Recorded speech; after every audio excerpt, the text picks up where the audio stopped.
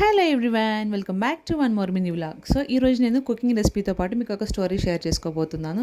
So మనమైతే వీడియోలోకి అయితే వెళ్ళిపోదాం. ఒక చిన్న గ్రామంలో ఒక ఆవైతే ఉండేది. అది ప్రతిరోజు చక్కగా బయట తిరిగి వచ్చిన తర్వాత గ్రామంలో ఓ తోటలోకి వెళ్ళేది. ఆ తోటలో ఒక చిన్న తులసి మొక్క అయితే ఉండేది. ఆవు తులసిని చూసి అహంకారంగా ఒకరోజు ఇలా అంది, నువ్వు ఎంత చిన్నదానివో, నిన్నెవ్వరూ పట్టించుకోరు, కానీ నన్ను అందరూ గౌరవంగా చూస్తారు. పాలిస్తాను, పనికొచ్చే జీవిని. తులసి మొక్క వినయంగా నవ్వింది. నాకు శరీర బలం ఉండకపోయినా నేను పవిత్రతను పంచుతాను. ప్రతి ఒక్కరికి తమ తమ విలువ ఉంటుంది అని అంటుంది. కొద్ది రోజుల తర్వాత ఆ ఆవు అనారోగ్యంతో పడిపోయింది. తినడం మానేసి కింద పడిపోయింది.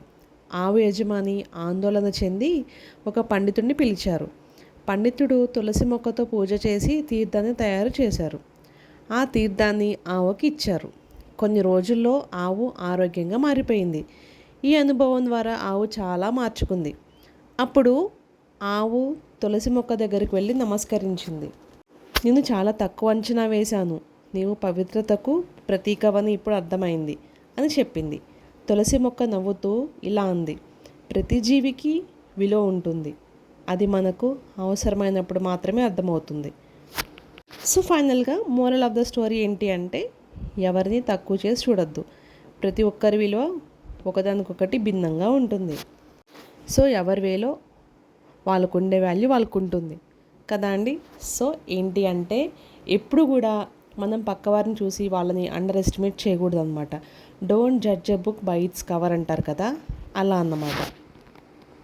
మీకుండే టాలెంట్ మీకు ఉంటుంది, పక్క వాళ్ళకు ఉండే టాలెంట్ వాళ్ళకు ఉంటుంది. టాలెంట్ లేని పర్సన్సే ఉండరు కదా అండి. చిన్నదో పెద్దదో ఎవరికి ఉండే టాలెంట్ వాళ్ళకైతే తప్పకుండా ఉంటుంది. సో ఎప్పుడు ఎవరిని కూడా మన లైఫ్లో తక్కువ చేసి ఎవరిని చూడొద్దు. సో ఇది కుకింగ్ రెసిపీ చూసారు కదా అండి, ఎలా అనిపించింది? చాలా సింపుల్గా చాలా ఈజీగా చేసేసుకోవచ్చు అనమాట. నాకైతే ఫస్ట్ టైం ట్రై చేసినా కానీ చాలా అంటే చాలా బాగా నచ్చింది టేస్ట్. మా హస్బెండ్ కూడా చాలా బాగుందని చెప్పేసి బాగా తిన్నారనమాట. సో చాలా ఈజీగా ఒక 10 మినిట్స్లో అయితే అయిపోతుంది.